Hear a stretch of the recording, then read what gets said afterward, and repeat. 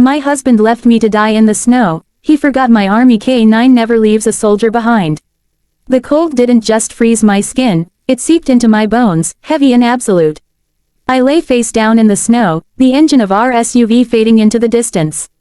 My husband, Mark, had just driven away, leaving me to die in the sub-zero wilderness of the Cascade Mountains.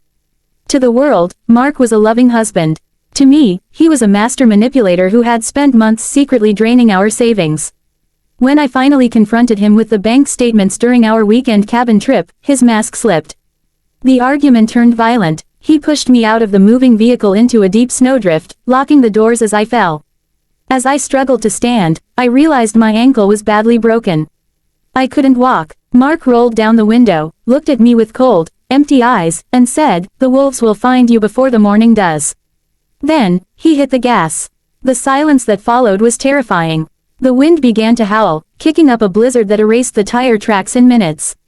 I was shivering violently, my body rapidly slipping into the early stages of hypothermia. I knew that if I closed my eyes, I would never wake up.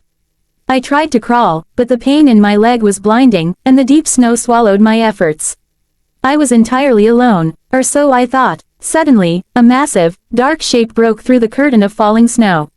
For a terrifying second, I thought Mark's prediction had come true and a wolf had found me. But then, a familiar, heavy warmth pressed against my chest, and a wet nose nudged my frozen cheek.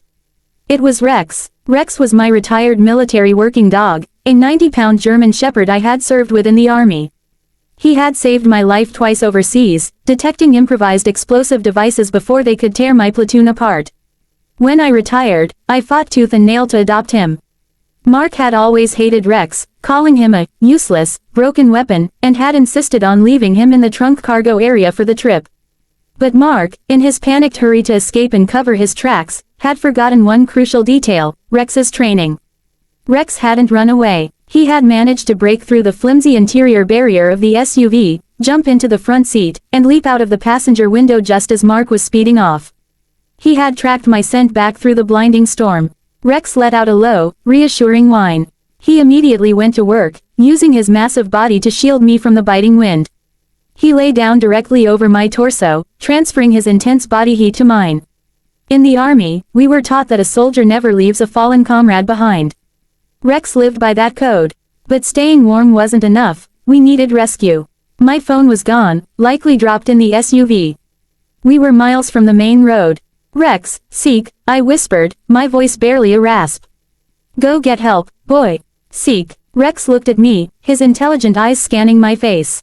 He didn't want to leave my side, but he understood the command. He gave my hand one last lick, stood up, and vanished into the whiteout.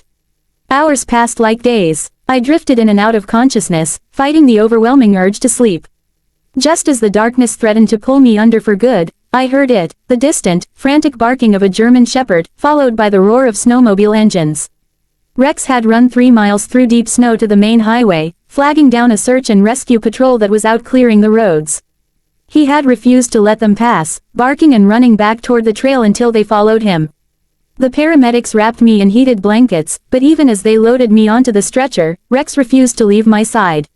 He rode in the rescue vehicle with me, his chin resting gently on my hand. 2 days later, the police arrested Mark at a motel near the Canadian border. He had already filed a missing person report, claiming I had walked off into the storm after a voluntary argument. He thought he had committed the perfect crime. He never expected me to survive, and he certainly never expected the dog he dismissed as useless to become my savior in his undoing. Today, Mark is serving a life sentence for attempted murder. As for me, my ankle has healed, and the nightmares of that frozen night are fading. Every morning, I look down at Rex sleeping peacefully at the foot of my bed. Mark forgot the golden rule of the military, but my K9 never did: we never leave a soldier behind.